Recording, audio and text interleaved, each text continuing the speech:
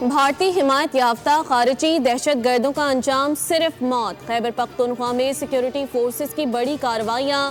ISPR کے مطابق مادر وطن کے محافظوں نے باجوڑ اور جنوبی وزیرستان میں آپریشنز کے دوران بھارتی سپانسرڈ 35 دہشت گرد ہلاک کیے۔ کارروائیوں میں پاک فوج کے 12 جوان بھی شہید ہوئے۔ دہشت گردوں کے قبضے سے بھاری اسلحہ اور گولہ بارود برآمد ہوا۔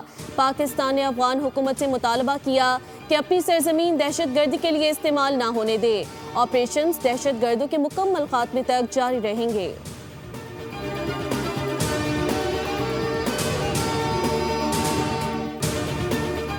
وزیر اعظم پاکستان شہباز شریف اور فیلڈ مارشل سید عاصم منیر کا دورہ بنو۔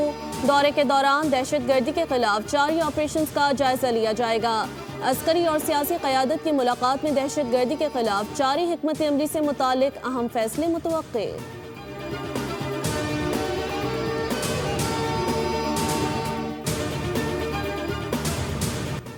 Chief of army staff field marshal Syed Asim Munir نے قصور، جلال پور، پیر والا اور ملتان کے سیلاب متاثرہ علاقوں کا دورہ کیا۔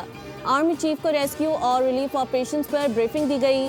فیلڈ مارشل عاصم منیر نے کہا کہ شہریوں کو نقصانات سے بچانا ترجیح ہے۔ ریاست ہر سال قیمتی جانوں اور املاک کے نقصان کی متحمل نہیں ہو سکتی۔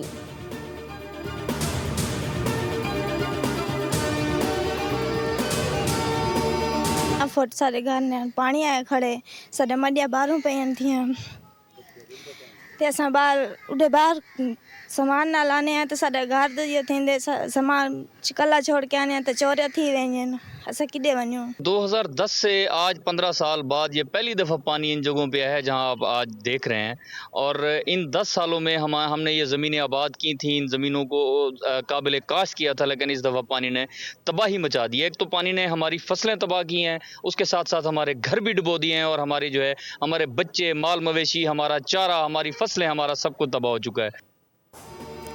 پنجاب میں سیلاب ہر سو تباہی کی داستان۔ آشیانے اجڑے، بستیاں ویران ہو گئیں، لاکھوں افراد بے گھر۔ کسی کے ارمان تو کسی کے خواب چکنا چور۔ دریائے راوی، ستلج اور چناب میں 4700 سے زائد موزہ جات پانی کی نظر ہو گئے۔ 45 لاکھ سے زائد افراد متاثر ہوئے۔ شجاع آباد، علی پور اور خانپور میں برا حال، متاثرین بے حال۔ متاثرہ علاقوں میں ریسکیو آپریشن، لاکھوں افراد اور مویشی محفوظ مقامات پر منتقل۔ درجنوں ریلیف کیمپس قائم، کئی مقامات پر متاثرین صاف پانی، خیموں اور بنیادی سہولتوں کے منتظر۔ مظفر گڑھ میں 150 کے قریب موزہ جات زیر آب، لاکھوں ایکڑ زرعی رقبہ زیر آب، مویشی ہلاک، 2.5 لاکھ سے زائد افراد نقل مکانی پر مجبور۔ متاثرین کی وزیر اعلیٰ پنجاب سے دورے کی استدعا۔